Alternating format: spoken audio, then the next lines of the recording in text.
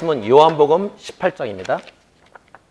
요한복음 18장 15절에서 38절 앞부분까지, 보통 38a라고 하는데 요한복음 18장 15절에서 38절 앞부분까지만 같이 읽고 말씀을 나누겠습니다.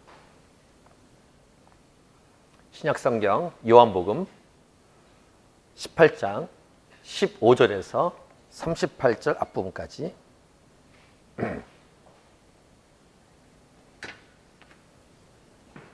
우리 같이 한 목소리로 읽겠습니다. 시작. 시몬 베드로와 또 다른 제자 한 사람이 예수를 따르니 이 제자는 대제사장과 아는 사람이라. 예수와 함께 대제사장의 집들에 들어가고 베드로는 문 밖에 서 있는지라.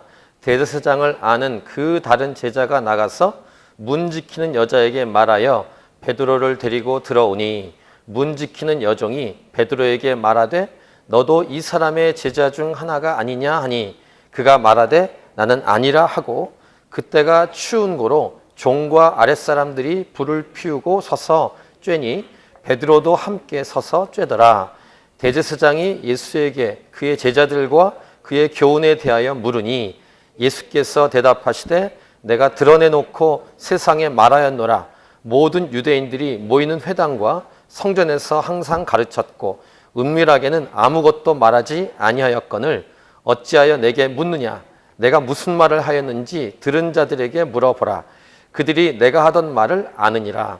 이 말씀을 하심에 곁에 섰던 아랫사람 하나가 손으로 예수를 쳐 이르되 네가 대제사장에게 이같이 대답하느냐 하니 예수께서 대답하시되 내가 말을 잘못하였으면 그 잘못한 것을 증언하라.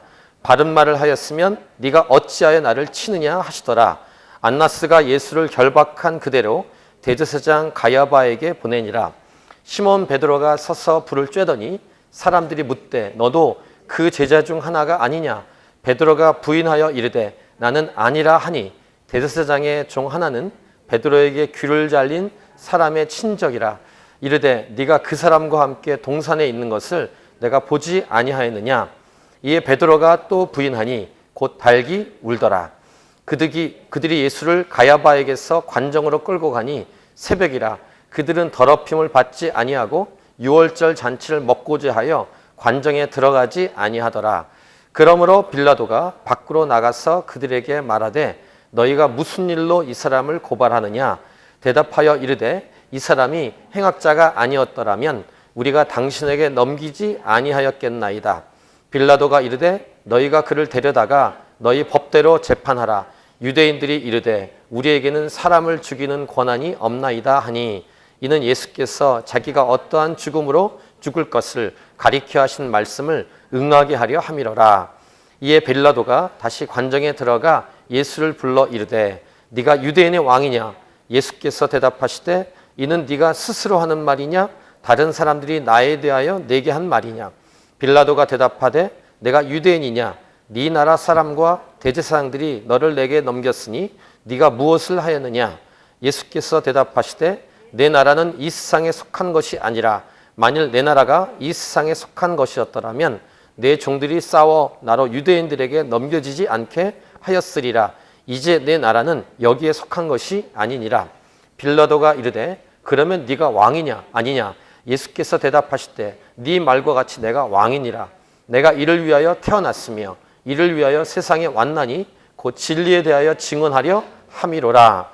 무릇 진리에 속한 자는 내 음성을 듣느니라 하신대 빌라도가 이르되 진리가 무엇이냐 하더라. 아멘. 지난주에 우리는 잡으러 온 자들의 두려움, 잡히시는 분의 당당함, why 이런 제목으로 말씀을 나누었습니다. 오늘 본문 읽으신 그 앞부분 말씀을 가지고 잡으러 온 자들의 두려움, 잡히시는 분의 당당함, why 이런 제목으로 말씀을 나누었고 예수님은 잡히시는 분이신데도 불구하고 당당했다. 근데 그 이유가 바로 기도로 준비하셨기 때문이다. 이런 말씀을 나누었습니다. 물론 예수님 죄도 없고 잘못한 것이 없으시죠. 하지만 그럼에도 불구하고 인간이니까 연약할 수 있지 않습니까?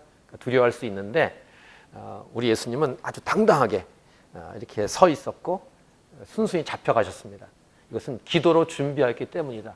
첫 번째 메시지 기도를 가지고 지난주에 집중해서 말씀을 나누었고, 두 번째 이유는 부르심을 따라, 하나님의 부르심을 따라 이 땅을 살았기 때문이다. 그 부분을 잠깐 나누었고, 오늘 이 주일 예배 때 부르심에 관해서 집중해서 말씀을 나누겠다고 이렇게 지난주에 마지막에 말씀을 드렸습니다. 고난이 왔을 때 그 고난을 이겨낼 수 있는 비결이 무엇일까? 이 부분을 중간중간 금요 예배나 주일 예배나 새벽 기도 때 여러 번 말씀을 드렸는데, 고난이 왔을 때 그 고난을 해석이 되면 그 고난이 어렵지 않습니다. 이 어려움이 왜 왔을까? 그 이유가 분명하면 그 고난을 우리 어렵겠지만 이겨낼 수 있다. 이런 말씀을 드렸죠. 부르심이란 바로 고난에 대한 해석의 핵심이라고 할 수 있습니다. 내가 이 어려움을 당하는 이유는 하나님이 나를 이 땅에 살게 하신 부르심 때문에 이 어려움이 오는 것이다 라고 해석이 되면 이 땅을 살아가는 동안 어려움이 그렇게 어렵지 않고 이겨낼 수 있다는 것입니다. 이것이 부르심. 자, 부르심을 좀 설명을 드리겠습니다. 부르심이란 하나님께서 저와 여러분, 이 땅을 살게 하신 사람들로 하여금 살게 하신 목적이 부르심이에요.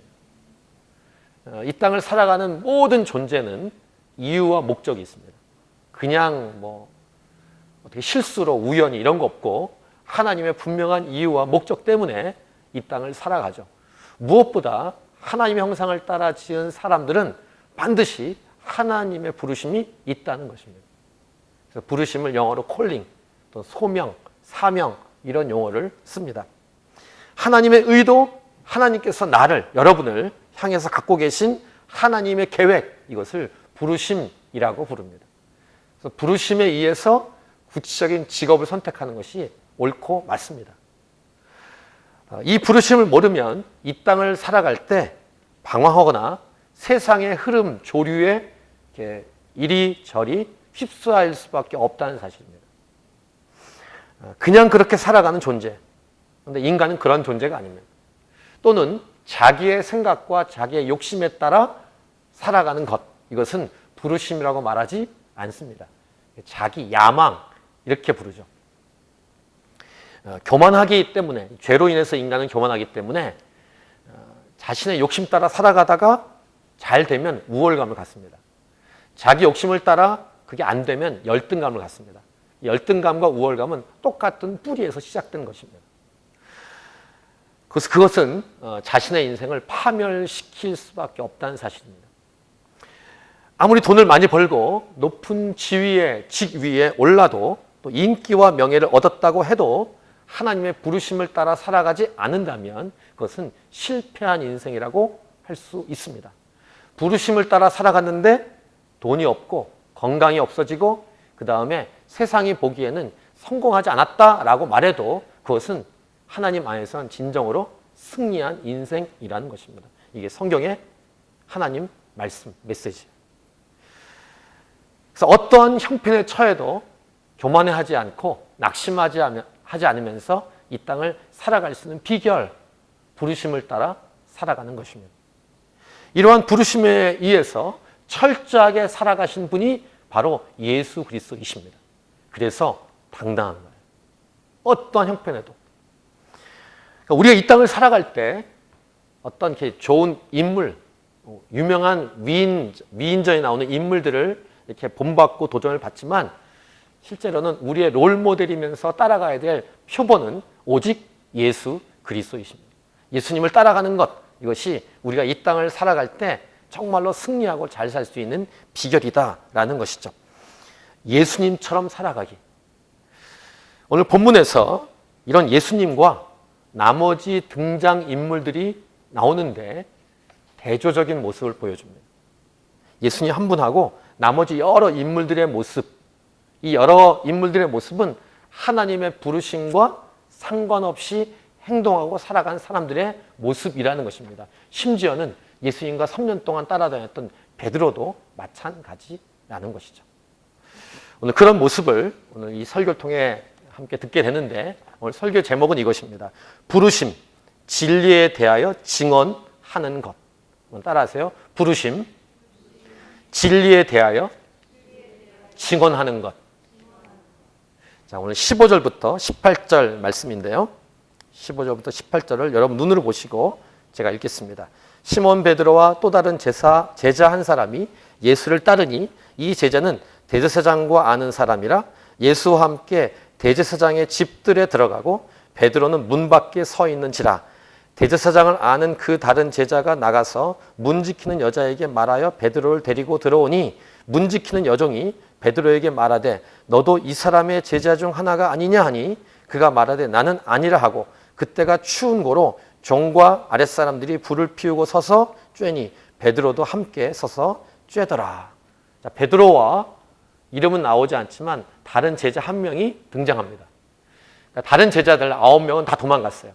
근데 2명은 예수님을 따라온 것입니다. 도망가지 않고. 이 베드로 말고 다른 사람, 이 제자는 누구인지는 정확히 나와 있지 않지만 요한복음에 나온 제자니까 아마 요한이라고 추측합니다. 요한일 것입니다. 근데 요한은 대제사장과 아는 사람이라고 기록합니다.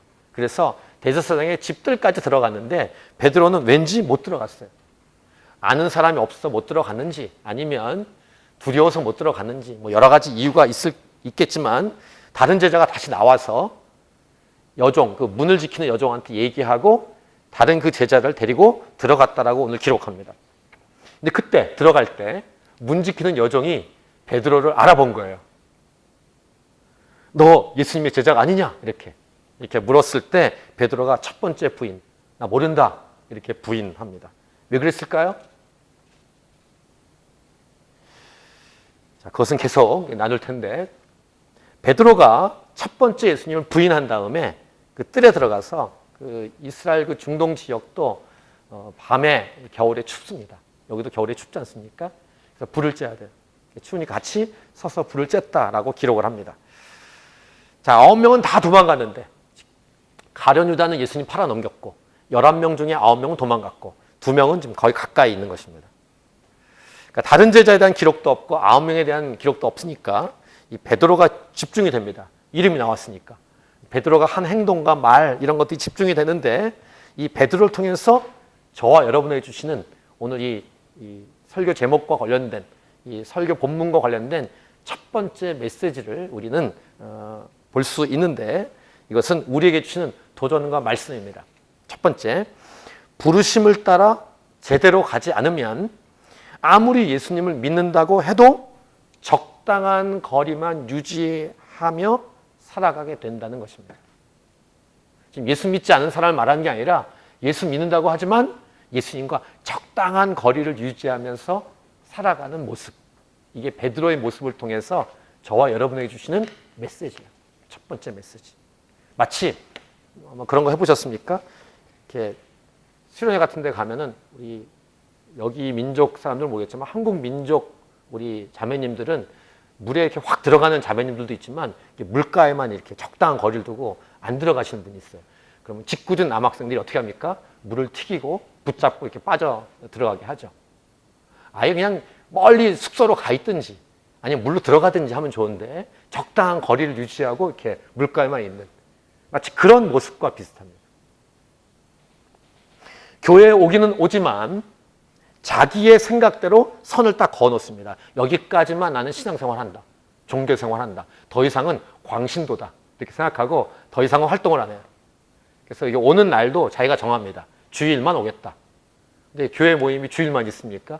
금요예배, 저희 교회는 금요예배 있고 새벽기도가 있습니다. 그건 내가 안 간다. 거기까지 가는 것은 너무 심하게 하는 거다. 이렇게 생각하는. 적당한 종교생활을 하고 교회 문화만 누리는. 헌신이라는 말이 나오면 싫고 부담감이 되는. 그러니까 자기 생각에 나 헌금을 낸다. 헌금은 적당히 내고. 성경을 잘 보시면 예수님의 사람들은 적당히 생활하지 않았습니다. 여러분 그 사도행전 5장을 딱 펼치면은 당황하는 구절이 나옵니다. 바나바가 자기 재산을 다 팔아서 다 헌금한 모습을 보고 아나니아와 삽비라는 자기 재산을 다 팔아서 일부만 냈어요. 그리고 베드로가 딱 물어봤습니다. 이게 다냐? 다다. 어떻게 됐습니까? 죽었어요. 사도행전에 나오는 당황스러운 장면입니다. 헌금을 안 한 게 아니에요. 헌금을 했어요. 거짓말을 했죠.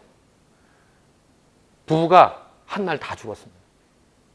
그것은 우리에게 어떤 신앙생활을 요구하는지에 대한 메시지예요. 적당한 것을 성경은 원하지 않습니다. 헌신이란 말, 이것은 목회자나 선교사에게만 주는 메시지가 아닙니다. 예수 믿으면 모두 다 헌신하라는 메시지. 이런 삶에는 어떤 일이 벌어지냐면 예수 믿어도 헌신해도 어려움이 오고 믿지 않아도 아니면 적당히 믿어도 다 어려움이 오는데 얄팍한 신앙생활이 금방 드러나게 되어 있습니다. 오늘 베드로가 그 모습을 보여주는 거예요. 그러니까 베드로의 지금 현재의 이 모습은 오늘 본문에 나오는 베드로의 믿음은 진짜 믿음이 아니라는 사실을 증명하는 거예요. 예수님 부인했잖아요. 예수님 향해서 신앙 고백했는데 지금은 부인하는 거예요. 나 예수님 모른다. 이렇게. 베드로가 자기 생각, 자기 의지로, 자기 생각으로 신앙생활을 해왔다는 것. 이걸 종교생활이라고 부릅니다. 말고의 귀를 자를 때 그 패기, 아니 그 전에 예수님이 십자가의 죽음을 말할 때 나도 죽을지언정 내 목숨을 내놓고 따라가겠습니다 라고 말했던 베드로의 모습은 어디론가 사라졌어요. 그 이유가 뭘까? 지난주 메시지의 포인트, 기도로 준비하지 않았기 때문이다. 이거 지난주 나눴고요. 오늘은 부르심을 따라 가지 않았기 때문이에요. 하나님 말씀에 순종하는 삶이 아니라는 것이죠. 이것이 오늘 본문에서 우리에게 주시는 메시지예요. 오늘 이 본문 보시면 베드로가 예수님 부인하는 장면과 예수님께서 신문 받으시는 장면이 두 가지가 왔다 갔다 하면서 이 장면이 이렇게 카메라 앵글이 계속 바뀌면서 본문이 보여주고 있습니다. 자, 이제 예수님의 신문 받는 장면이 이제 장면으로 이제 넘어가는데 예수님의 어떤 모습을 볼 수 있는가? 예수님은 당당해요. 붙잡혔어요. 자기 권력자들 앞에서 그 새벽에 딱 서서 예수님이 또박또박 말씀하시는 그 모습은 아주 당당한 모습인데 여기서 두 번째 메시지를 먼저 정리하고 말씀 본문을 보겠습니다. 부르심을 따라 살아가는 삶은 어떠한 처지와 형편에도 상관이 없이 당당할 수 있다라는 두 번째 메시지를 우리는 볼 수 있죠. 오늘 본문 19절부터 21절을 예수님의 당당한 모습을 함께 읽도록 하겠습니다. 19절부터 21절 시작. 대제사장이 예수에게 그의 제자들과 그의 교훈에 대하여 물으니 예수께서 대답하시되 내가 드러내놓고 세상에 말하였노라.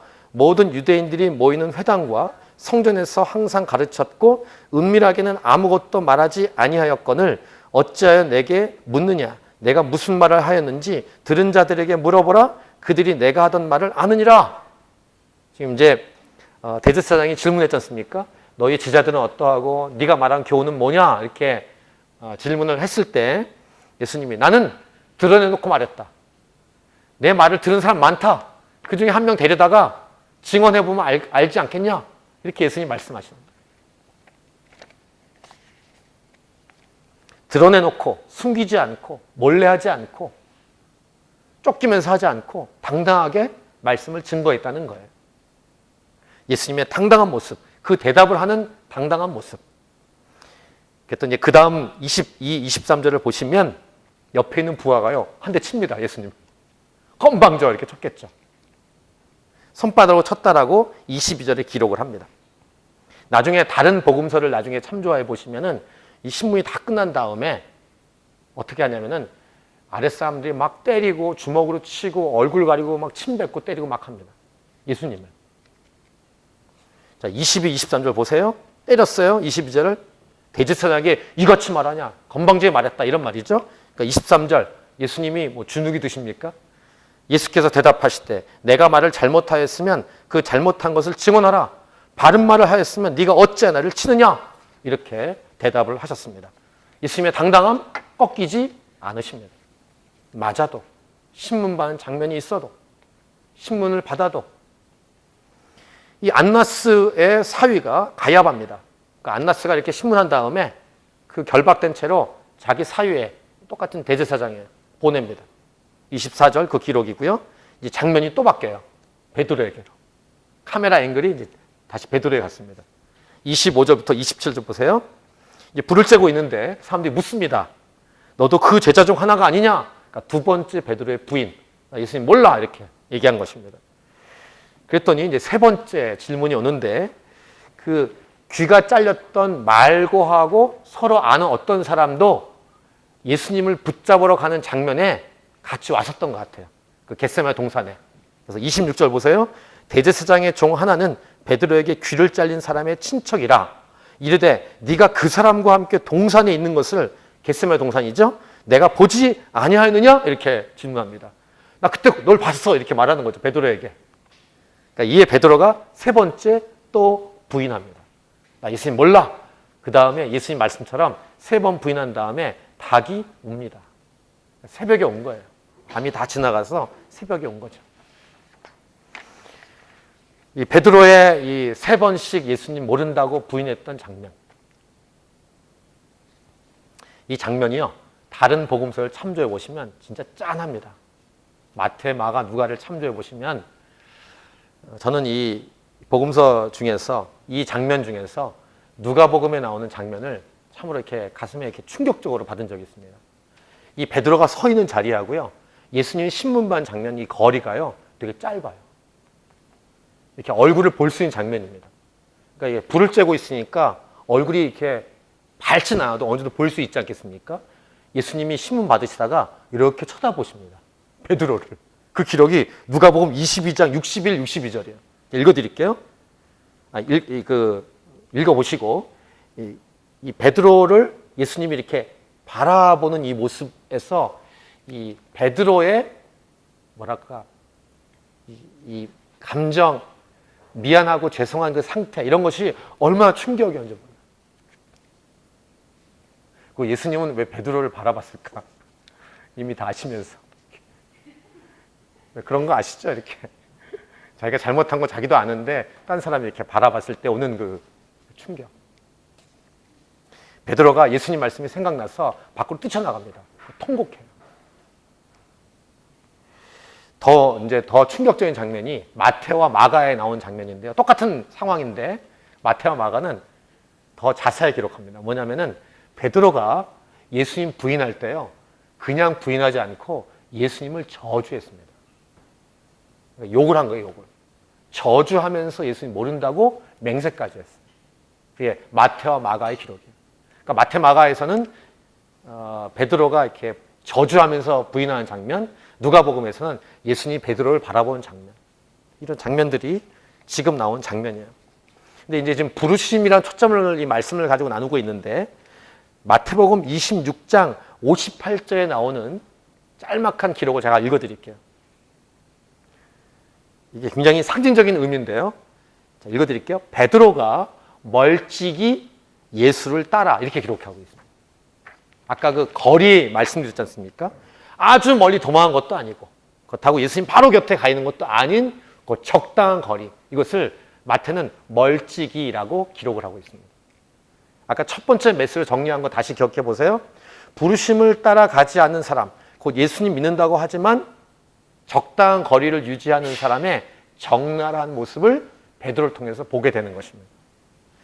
자기가 불리하면 부인하다가 자기가 유리하면 나 예수 믿는다고 이렇게 때로는 흥분해서까지 얘기하는 이게 베드로의 모습인데 결국 저와 여러분 안에 있는 연약한 모습 중에 하나일 수 있다는 거예요. 이렇게 평온할 때 예수 믿는 것은 쉬운데 핍박이 올 때 예수 믿는 건 어렵지 않습니까?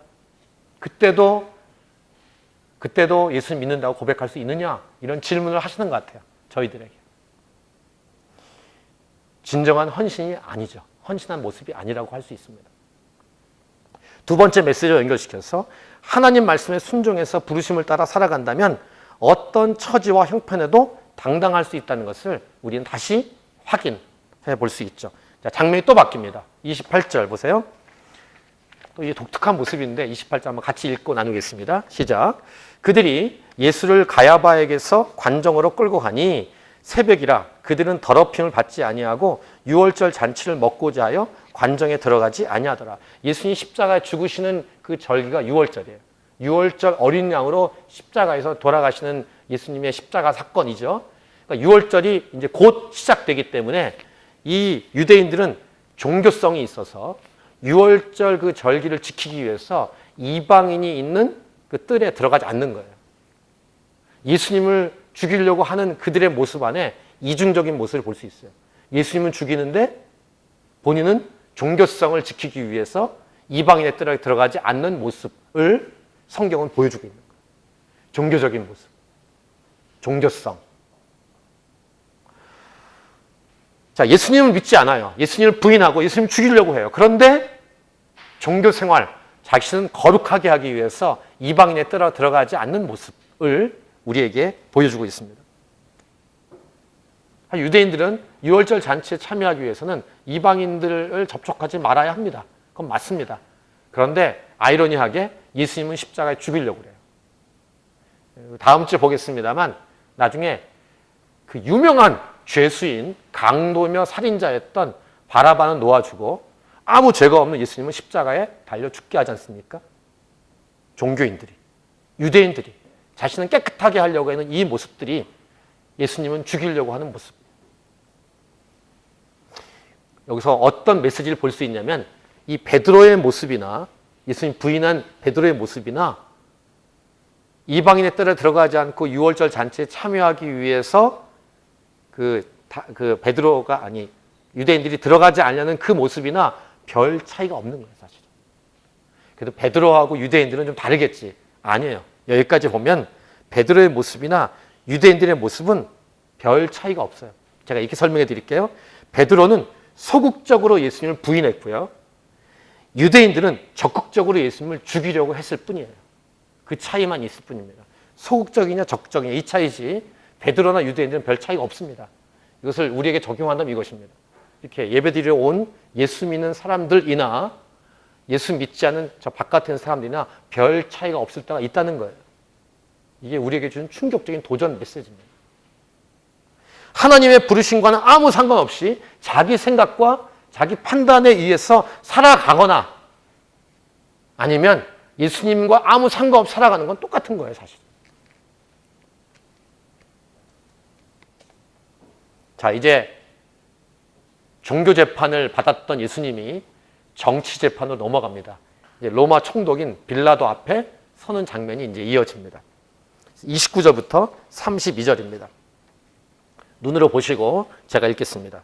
그러므로 빌라도가 밖으로 나가서 그들에게 말하되, 왜 밖으로 나갔어요? 유대인들이 안 들어오니까.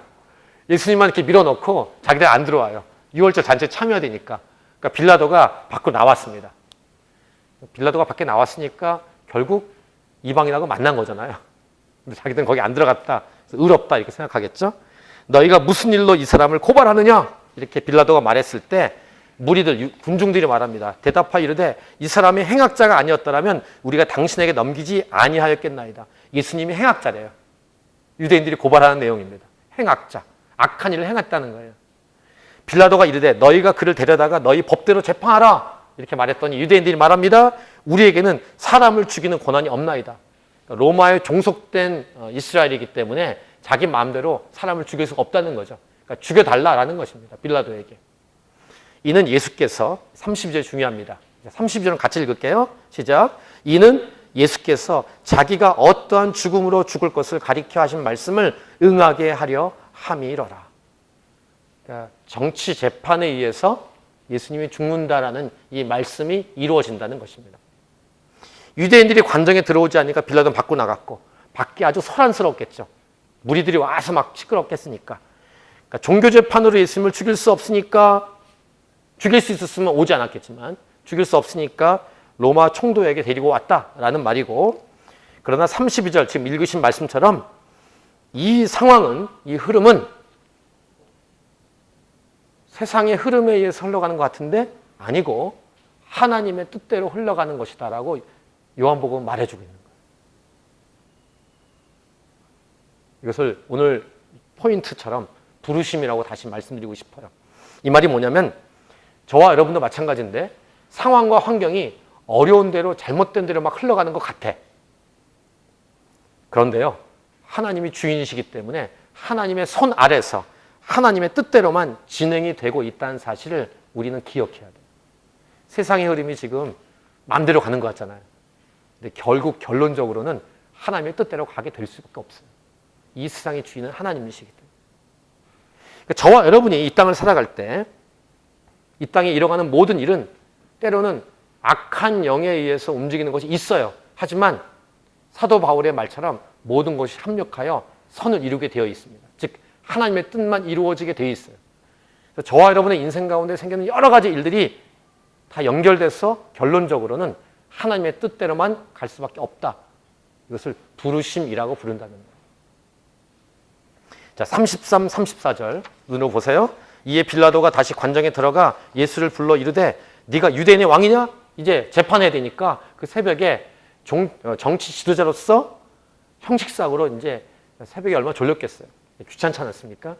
빨리 재판하고 끝나려고 네가 유대인의 왕이냐? 이렇게 질문했습니다. 그러니까 예수님이 한마디로 빌라도의 마음을 확 후빕니다. 자, 34절 우리 같이 읽겠습니다. 시작. 예수께서 대답하시되 이는 네가 스스로 하는 말이냐? 다른 사람들이 나에 대하여 내게 한 말이냐? 예수님이 한결같은 당당한 모습과 함께 허를 찌르는 이 예수님의 말씀을 볼 수 있습니다. 예수님은 신문 받으시는 죄수의 입장인지 모르지만 총독 빌라도에게 의미가 있는 질문을 던지는 것입니다. 유대인의 왕이냐? 라고 이렇게 질문했을 때 네가 하는 말이야? 아니면 다른 사람들이 너한테 주었던 말이야? 이렇게 딱 대질문했습니다. 그러니까 빌라도가 얼마나 정신이 번쩍 났겠어요. 충격을 받았고 졸렸고 새벽에 피곤한데 빨리 끝내고 싶은데 그런 얘기를 들으니까 충격을 받았어요. 재판을 제대로 해라. 뭐 이런 의미가 있을 수도 있겠고. 그러니까 빌라도가 하는 말, 사실 이 재판은요 불법 재판이에요. 말이 안 됩니다. 그 새벽에 배란가에 데리고 와서 이 재판을 하는 것은 말이 안 되는 거예요. 로마의 법에 의하면. 그러니까 빌라도가 약간 이제 흥분해가지고 35절을 보시면 내가 유대인이냐? 이렇게 말합니다. 내가 유대인이냐? 이렇게 말하는 거예요, 지금. 네 나라 사람과 대제 사람들이 너를 내게 넘겼잖아. 내가 무엇을 하였느냐? 네가 무엇을 하였느냐? 이렇게 얘기합니다. 이게 빌라도의 하소연이에요, 사실은. 귀찮다는 것이죠. 예수님이 이제 중요한 말을 이제 하기 시작합니다. 더 중요한 말을. 36절을 같이 읽겠습니다. 시작. 예수께서 대답하시되 내 나라는 이 세상에 속한 것이 아니라 만일 내 나라가 이 세상에 속한 것이었더라면 내 종들이 싸워 나로 유대인들에게 넘겨지지 않게 하였으리라. 이제 내 나라는 여기에 속한 것이 아니니라. 우리는 2주 전에 하나님이 찾으시는 바로 그 교회라는 제목으로 세 가지를 나눌 때 첫 번째가 뭐였습니까? 저와 여러분, 교회는 이 세상에 존재하지만 이 세상에 속하지 않은 교회라고 나누었는데 바로 그 내용을 예수님이 그대로 말씀하시는 거예요. 내가 이 세상에 속한 사람이 아니야. 만약에 이 세상에 속하였더라면 내 종들이 와서 싸워서 나를 이리로 데려오지 않게 했을 거야. 이렇게 말씀하시는 거예요. 나는 이 땅에 속한 존재가 아니다. 이게 예수님의 메시지인데 여기서 세 번째 메시지를 우린 정리해 볼 수 있어요. 부르심을 따라 살아간다는 것은 바로 그 존재가, 그 사람이 어느 나라에 속해 있는지를 알 수 있게 한다는 것입니다. 이게 부르심을 따라 살아가는 삶의 정체성. 예수 믿는 자는 기본적으로 시민권이 하늘에 있습니다. 이게 교회예요. 이 땅에 살죠. 근데 이 땅에 영원히 살지 않고 이 땅에 속해 있는 존재가 아닙니다. 이게 부르심을 따라가 살아가는 사람들의 모습입니다. 예수님은 그 모델 케이스로 우리에게 이 땅에 속해 있지 않은 존재로서의 삶을 보여주고 있는 거예요. 다시 한번 정리할게요. 반복해서 부르심을 따라 살아간다는 것은 바로 그 사람이 어느 나라에 속한지를 알 수 있게 한다는 것입니다. 이게 부르심을 따라 순종해가는 사람의 정체성입니다. 소속의 모습입니다. 하나님 나라에 속한 자가 분명하다면 이 세상에 있는 것들에 연연해 하지 않습니다. 이 세상 것들 때문에 그렇게 슬퍼하고 어려워하지 않습니다. 그렇다고 이 땅을 대충 산다는 말이 아닙니다.